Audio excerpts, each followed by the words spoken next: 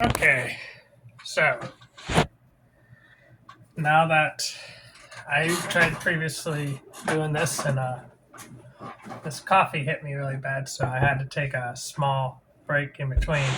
So let's try take two. So I want to talk to you today about a pretty simple topic, but one that's important, which is to understand that if you should let recovery happen and not force recovery. Okay, so that might sound kind of weird for some people, but I want to sort of explain it like this, right? So the more desperately you need something, the more you put pressure on yourself, and the more you put pressure on yourself, the more you can't afford to make a mistake. And when you can't afford to make a mistake, everything feels incredibly important. And I think understanding that allows you to, how do I say, go a little bit easier on yourself, because you recognize that this life is hard and it's okay. You see, I think that I can respect the hustle and the grind to some extent, because there is a lot of work that people need to do, and you don't want to do the opposite, which is you just coast by and you just survive day to day. Because I've seen what that does to men better than me. It destroys them in every sense of the word. And at the same time, I've said this a billion times, and I guess I'm going to say it again. You want to be careful with how you operate on a day-to-day basis. So, okay, I read something recently, and I've sort of promoted this book a couple times, but Everyday Mindfulness for OCD by John Hirschfeld, MFT, and Shayla Nicely, LPC. Very good book, especially John Hirschfeld. He's written a lot of books on OCD and anxiety, and I really like the guy. He's great. So here's the thing. Not everything within the OCD sphere can be fixed, okay? Sometimes what you really got to get good at is letting go of trying to fix things that you've been battling with for years. And when you let go of that, you open up the possibility that you can shift your attention onto different things that matter most to you, things that will make you happy. Because for a lot of people, they don't even know what tricks their anxiety is using on them, or what tricks that the OCD is using on them. And one of the best ways that you can notice is when you're pulled from reality into the fantasy of OCD land, when you're taken into what ifs or maybes or what abouts. And that is really good, because oftentimes an OCD story or an anxiety story is both false and irrelevant. And it does not hold up to facts. It does not hold up to when you test it out. And the other big part is that you end up living in fear. And when you live in fear, you become irrational. You don't know what to trust. And then you also worry about potential consequences, whether it's in the past, now, or later on. Consequences tends to be a big theme of anxiety-related disorders. And so I think, one important thing to understand is that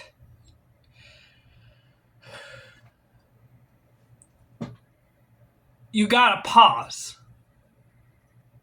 And when I say pause, I mean completely. And this is part of stop skills that are practiced a lot, especially in clinical work. You'll see this all the time where, people will go into a session and they'll be talking 1,000,000 miles per hour, and they'll bring up 20,000 different things. And none of those things are related to the present moment. And often they'll bring up the same thing over and over again. And you can almost see that frustration that's wearing on them, because they've been trying for months, if not years, to try to get this thing right. If I can just get it right, if I can just get it just perfect, just right, then my life will be great. But I think one of the most helpful things is to play the tape through to the end. Okay, so let's say you get what you want. You get what you need. Then what happens next? And then what happens? And then what happens? And you often see that people haven't even really thought it out. What they've done is they have these knee-jerk reactions that feel so real, and the consequences get blown way out of proportion. And so one of the best ways that you can sort of move away from an OCD story is, I've preached this before, but your 5 senses. And also contact with the present moment, like right here. You are an observer and an experiencer. And that is what you are. You are not your title. You are not your job. You are not all these other things that people assign meaning to. You're none of that. And the truth is that thoughts and feelings are just that. They do not have inherent meaning until we assign meaning to them. They are just thoughts and feelings. They are nothing more and nothing less. And that's all they really are. They are a part of your experience. And getting overly attached or over-identified with those thoughts often creates a lot of stress. And so one of the big things that I also see is this concept called reverse reasoning, right? So often there's a lot of what ifs that do have some sort of facts, right? But a fact then goes to something else, right? And then you end up jumping to conclusions, right? Like, I'll give you a good example, right? I knew a guy who he did not leave his house and go anywhere as far as walking. He did not crosswalks because a fact is that, in that part of town where he was, that people, often there was a pretty high rate of drunk drivers, right? So he did not want to go anywhere in busy streets, especially at night. And that is an absolute fact that, people do die from drunk drivers. People do end up losing their lives. These are facts, and these are unfortunate facts. But the thing was that he jumped to the conclusion that it wasn't just possible that he could get hit by a drunk driver. No, in his mind, it was for sure that he was definitely going to get hit by a drunk driver. He was going to die, and that was going to be the end of his story. And that's the problem, is they don't become, they even if, realistically, that is probably not going to happen, OCD tends to just jump to conclusions, and it doesn't really consider just how many possibilities there are in life. And the idea of letting go is acknowledging, instead of saying, no, that won't happen, and looking for certainty, which I think is another coping mechanism. I'm not saying it's good or bad, I'm just saying it's a coping mechanism. You can look at, maybe so, maybe not. And I think understanding that, your actual circumstances often don't match your OCD doubt or your anxiety doubt, right? And if they do, the truth is, at the end of the day, you have the power to change things. You have the power to live a life that's worth living. You have the power to not do this ongoing argument. Because that's the thing. OCD goes from one thing to another, to another, to another, and it tries to argue with you and go back and forth with you. Maybe this, maybe that, maybe this, maybe that. What if, what if, what if? And you just sort of see that, it's just thing after thing. And I think that's why, taking it one little thing at a time is extremely important for living a life that's worth living. Yeah, so OCD and anxiety, often it's very good at convincing you of something. But we've sort of said this before, which is that just getting convinced of something is not the same thing as knowing something for sure, right? And I think that's what's really important. What do you know for sure is a good question to ask yourself. And so sometimes people don't really explore that. And often I've met people who will say, well, I'm not really sure. And that's why it's important to explore that and to sort of think about it. Because I think inference-based CBT can be very helpful for people who have not done any reflection. And I also think that, the real you has nothing to do with your OCD. You aren't your OCD. I think for a lot of people, some think of it like a hiccup in the amygdala. There's many different theories based on it. So that's just one of many.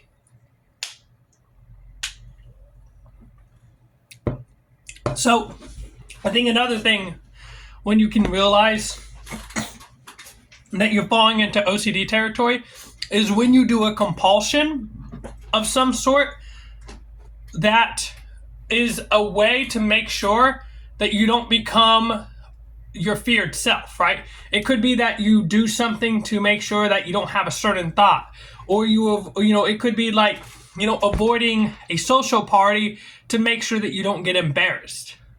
A lot of OCD, unfortunately, is trying to avoid particular outcomes. And it gets you into a state of heightened arousal in which you're not being very rational. So anytime you try to avoid particular outcomes, that's when you know you're jumping over into OCD land. A large part, I think, of ACT-based therapy is that not trying to focus so much on the thoughts, but rather focusing on actions. Because oftentimes, stage fright is a good example, right? If the goal is to have no anxious thoughts and the goal is to not feel any anxiety whatsoever, then you're probably not going to go up on stage and perform. But if you can focus on your actions and choose, okay, I am feeling stressed, I am feeling anxious, and I am worried that this is going to be a horrible time, but I am still going to go out there and I am still going to perform. That is a lot more likely chance of success than saying, I can't go out there until I relax. Because sometimes the truth is that works. Sometimes you do get out there and you have no anxiety. But the problem is that's sometimes. That's not every single time. So I think, looking at actions you can take today is really important. Like I've said this all the time, but you don't I think when you look at people who focus on losing weight, they'll often, they'll say how do I lose 50 pounds? And the truth is you don't lose 50 pounds, losing 50 pounds is not an action that you can take. What you can do is right now, you can choose to swap out for a healthier meal. Or you could choose to go outside and work out or work out indoors. But you can't choose right now to lose 50 pounds. It's not an action that you can take in the here and now. That's what mindfulness therapy often bases it on. Now, am I saying don't plan for anything and, just sort of be a bum and walk around and do stupid shit? No, of course not. I don't think that's healthy by any means. But what I am saying is that oftentimes, it's not only a lot more realistic, but it's just so much easier to focus on doing one thing at a time than to let the mental load of all these things that you should or want to be doing or need to be doing sort of weigh on you in almost like a crippling manner. So, at the end of the day, you get to choose what your autobiography is going to look like. What you're the narrator of your own story, and you are ultimately choosing, what you get to do in your life, and what story you want to tell to yourself and to other people around you. So, okay, here's the deal. We're going to go the route a little bit of positive psychology, okay? And while I'm not the biggest fan of it, and I think there are some legitimate issues with it, there are also some good things that you can find, right? So one big thing is, again, values-oriented behavior, or what are your goals, right? So for me, jujitsu is really important. And while I do get nervous sometimes leaving the house and going out and doing different things, I also recognize that jujitsu makes it worth it to me. And so, I can withstand the brutality of whatever it is that's going on. So that way I can get the reward that makes the suffering worth it. Okay. And jiu-jitsu is a big thing of mine, working out and stuff like that. Those are goals that I have, or those are actions I can take. And I think another thing is, your own story is very biased. So I think it's also important to get trusted loved ones and ask them, what they think about you. Do they think you're an idiot? Do they think you're smart? What do they think? I mean, I'm saying trusted loved ones that you find to be good people in your life. Don't ask if you have an abuser, hey, what do you think about me? Because your abuser's going to be like, well, you're a fucking retard piece of shit. Like, I'm not saying to do that, right? And I also think, you can look at what roles you play in your life, right? Oftentimes people do not think about the fact okay, well, you're not this OCD stuff. What you are is you can play the role of a boyfriend, a husband, a wife, a daughter, a son. You can play the role of a sibling. You can play the role of like a fast food worker, whatever. There are many different aspects. And I think focusing on, one of those roles that you would like to improve upon is much more important than most things as far as what people are typically talking about. And I also think, people get so caught up in this story of anxiety and OCD that they often miss all the things that they naturally are good at or that they can learn to be good at. This, just like working out or anything else, is something that you can improve with time. And I think appreciation of the challenges that you've been able to overcome and that you're facing currently should make you proud of yourself, because this is a challenging journey. And I think patting yourself on the back and saying, good job, me, is a really good thing. So, there's a lot of contradictions that OCD has with reality and anxiety in general. And those contradictions happen all the time. I see it all the time where people are worried that something will happen, but then something will contradict that fear of theirs and will sort of be counter evidence. But the unfortunate truth is a lot of people who have these conditions, they're very selective with the evidence that they collect. And I think, it's important to know that when you get rid of the OCD self, you want to fill it up with your real self, right? So a lot of people, one way, an action is that, by getting rid of obsessively checking messages from your ex, right? I would recommend spending time with your dog or something like that, instead. Replacing one action with a better action, right? I think in addiction psychiatry, you often see this where people, once they deal with something or they get rid of a bad habit or an addiction of some sort, they often replace it with something else. And I think replacing it with something else that's healthy to fill up that void is one of the most helpful things that you can do. And so I think redirecting your focus is a pretty important part. And there's plenty of resources out there that can help you do that, as well as developing a flexible plan that deals with preventing relapse or setbacks, because these are a normal part of things that are going to happen, and I don't think you should beat yourself up over that. And one of the best ways that you can do that is understanding specific things or triggers that have happened and what you can learn from those things or triggers. Because, things can be helpful if you allow them to be helpful, right? And I think at the end of the day, that's what your brain wants to do, is it wants to help you and it wants to protect you and keep you safe. It's just, unfortunately, sometimes it doesn't really take the time to reflect on how realistic a particular worry is. And I also think that, people forget all the progress they make during this journey, because that's what it is. It's a journey. And with any good journey, it's about the journey itself and not the destination. You're not needing a particular outcome. I think all or nothing thinking is something that I see a lot of. So, now comes the question of like, what's the ultimate goal of inference based cognitive behavioral therapy? One of the biggest ones is that you give zero credibility to the doubt, right? So no matter what, it's completely unrealistic. It has no basis in reality. It does not exist. Zero, zilch, nada.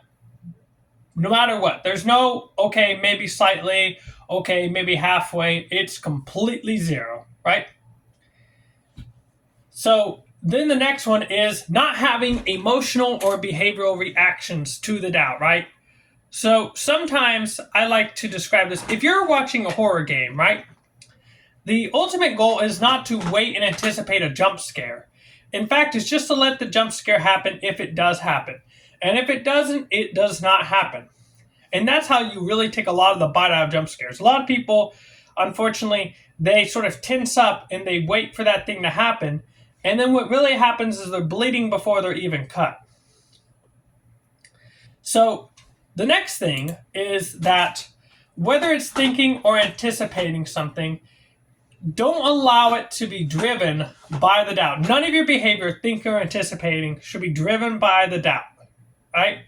And so that means not like getting tensed up, not like waiting for the last moment, not like trying to problem solve or work through all the intricacies. It just means letting it be. Make room for it. If it's here, it's here. If it's not, it's not. It'd be great if it never comes back ever again. But if it does come back, hey, that's cool too. Have at it. I'll throw a party and you can join along. And so I now think this is ultimately where we get to the next point, which is that you now react and use your sense in your old OCD situations as you do in any other situation, right? So this means replacing it with healthy, neutrality, right? I think true neutrality is super important for people who go throughout life and allows them to, remember a self for them like before the anxiety and OCD took over and before they started panicking and constantly doubting. And so I think, that's the last thing, which is I've sort of talked about planning before, but now you're going to plan ahead on the basis of the person you are, which is your real self. You don't know that you're a bad person, right? I sometimes see this with people who have like scrupulosity and stuff like that, where they often think they're a sinner, right? Or they think that, they're going to hell and stuff like that. And like, you don't know that for sure, right? And like, I see people all the time who worry and talk so much about going to hell, and it's like, but you don't know that. And God does not want you to fear going to hell, okay? I don't like this mass hysteria built on fear-mongering that so many people go through. I think, what you do know is what you do know, and what you don't is what you don't. Being convinced of something is not the same thing as knowing something for sure. So just be aware of that. And so I think, let's start by, let's sort of end this sort of topic with talking about some of the main causes of slip-ups, okay?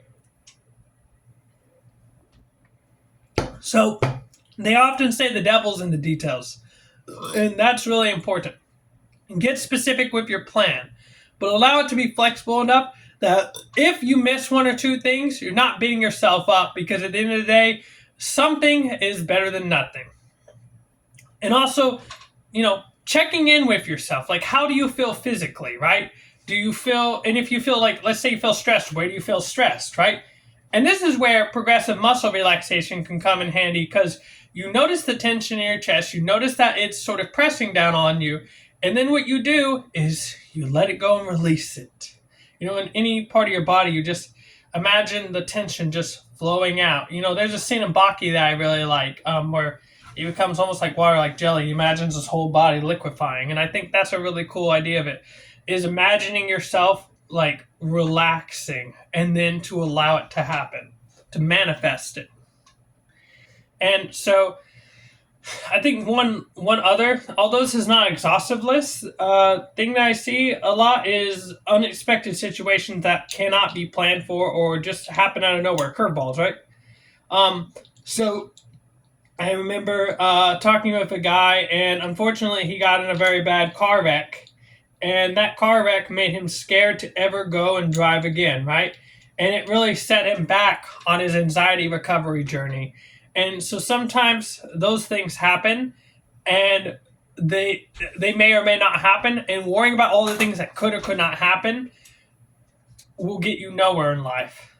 And if they do happen, give yourself some grace, be kind, be patient, be loving towards yourself because you're trying the best you can. Don't listen to these fucking cocksuckers out there, these alpha dude bro channels that tell you, you have to be a man and you can't be a pussy and you gotta fucking nut up and all this shit. That's not loving, that's not caring, that's not language you'd use to a loved one or a child or your grandma or anything like that. That's not helpful by any means.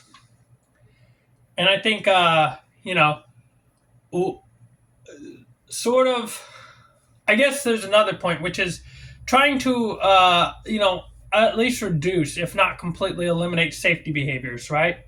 Because, sometimes they might slip through, right? And some of those behaviors might look like checking, for example, or avoiding or seeking reassurance.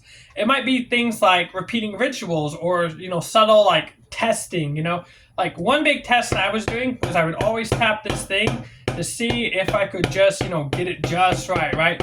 So you might test certain things and you might become obsessive about particular OCD rituals, or you might like test to see if you're a good person. You might test to see, is this really reality or not? And then you might end up repeating those tests or different things as well. And that sort of goes into the reassurance, right? Needing to be sure, needing to know, right? But like there are some things that you might not know. And I think, as well as, some people go like, well, it doesn't seem like I can get the particular outcome I'm hoping for, so I'm just going to avoid it altogether, right? I knew, for me, one big thing that I used to avoid is the word he a lot. And I would avoid he, and the only way I could avoid that word was by, not watching primarily, I would only watch topic documentaries or like video games that had primarily female protagonists. And so that doesn't help, right? And I think the other thing is, checking or anticipating or planning ahead is not being in the here and now, right? Whether or not that thing pops up or is going to be there or not is completely irrelevant to living your best life, okay? So just keep that in mind. So I think understanding what your high risk situations are in your mind and perceived, by the way, activities and events, and then understanding no matter how hard something is, you are stronger than you give yourself credit for is extremely important. I also think understanding your doubt sequence is also important. What are common things that tend to trigger your doubt? And then what's contrary evidence that you can provide in the face of that? And if you can't seem to, provide that because OCD often wants you to argue, can you stop and just pause, right?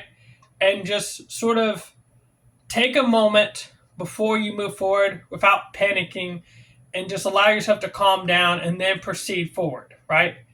And I also think that sort of leads into another thing, which is being aware of specific circumstances or characteristics or situations that are likely to trigger your doubts based on your feared self, right? So some key questions that help identify OCD doubt is, is this touching the theme, right? Is this doubt? Do I experience that old OCD feeling? And if the answers are yes, it is a doubt to be dismissed, right? So I think understanding that there's a difference, they often use it in like a law term, beyond a reasonable doubt, right? Is this a reasonable doubt? Do you have evidence for this? If you presented this in a court case, would people likely believe it? And if the answer is no, then you can let that go about trying to solve it. And I think understanding also that anytime you're presented with something, instead of panicking, understand that this is an opportunity to learn and grow from this particular moment. So with that being said, I'm going to sort of end it here. And I hope you guys really enjoy it. And in the next part, we're going to talk about some more common slip-ups, how managing them instead of trying to fix them helps, and then living on with an inference-based CBT life that will allow you to get back to some sense of normality or stability. And ultimately, the goal of next video will be talking about, thriving rather than surviving. So again, with that being said, please like, comment, share, and subscribe. I do have a few people who are coming onto the Cow Cafe podcast. One of them I am very particularly excited to have, and I won't share until they arrive on the podcast, but I do have that in the works right now. One other thing, by the way, I think just to go through the disclaimer, because sometimes I forget, no matter what video it is, just understand that this is not a substitute for therapy. This is not meant to prevent, treat, cure, manage, or fix or anything, any sort of medical condition. This is not advice. This is just information. This is for entertainment and educational purposes only. And this is just a story, This is just my story. I'm just sharing information with you guys. So if you have any sort of mental or physical health crisis, call the appropriate authorities or contact, your whoever would be appropriate, right? So with that being said, thank you guys so much for tuning in. I appreciate it.